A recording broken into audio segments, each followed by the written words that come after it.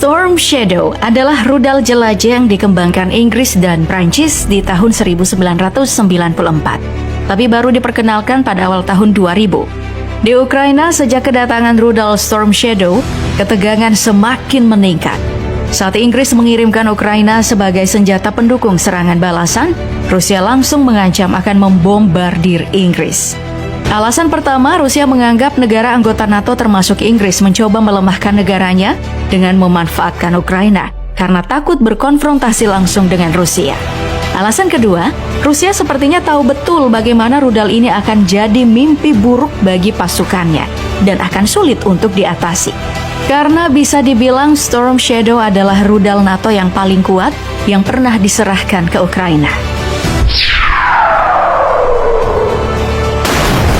Dan memang tidak berlebihan jika Rusia menyebut kalau Storm Shadow jadi mimpi buruk bagi kekuatan militernya. Alasannya jelas, rudal ini saat mendeteksi target tingkat kehancurannya itu sangat signifikan. Bisa menembus beton sekitar 4-5 meter. Selain tingkat menghancurkannya, yang terpenting ini adalah kemampuan jelajah dari misil ini. Storm Shadow menjangkau sampai 150 mil atau sekitar 250-300 km versi ekspor dan 560 km untuk versi dalam negeri ditambah dengan tingkat akurasi yang sangat tinggi.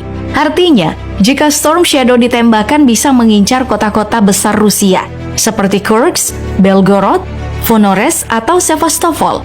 Bahkan bisa juga menjangkau bagian besar sekutu Rusia yakni Belarusia, termasuk ibu kotanya Minsk. Rudal Storm Shadow ini bisa dengan mudah menembus hanggar pesawat, sehingga pangkalan udara Rusia akan sangat rentan di wilayah pendudukan Ukraina. Karena jangkauan rudal Storm Shadow, Rusia perlu membuat skenario perang baru. Rusia juga harus mempertimbangkan bagaimana cara melindungi logistik, pusat komando, dan kendali. Imbasnya, Rusia mesti mengurangi pasokan pertahanan udaranya di wilayah-wilayah Ukraina yang sudah dikuasai. Yang membuat pihak Rusia geram nih, karena pejabat Inggris saat pertama kali mendatangkan rudal Storm Shadow menjamin Kiev tidak akan menggunakannya untuk menyerang target di dalam Rusia dan sasaran sipil.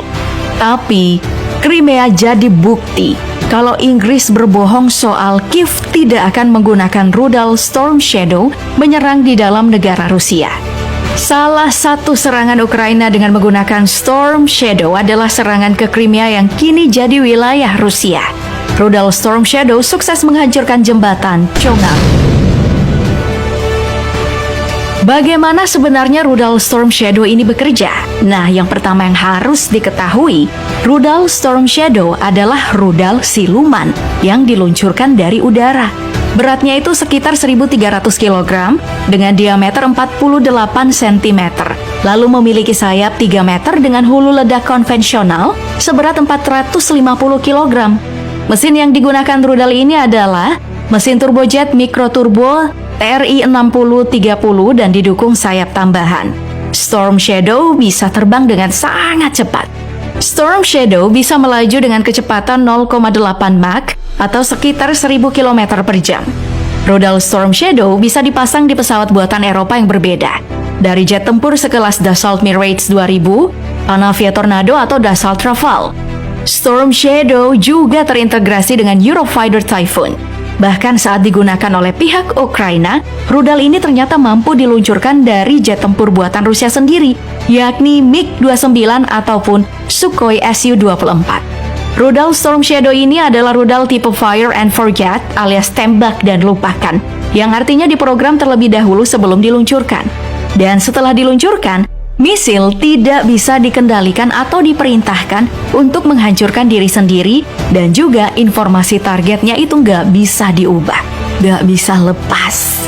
Sistem navigasi yang dipakai yaitu navigasi inersia atau INS, sistem penentuan posisi global GPS, dan terrain reference matching atau navigasi referensi medan untuk kontrol jalur yang lebih baik dan serangan sasaran yang akurat. Rudal juga dilengkapi dengan pencitraan inframerah yang fungsinya untuk berburu jarak jauh.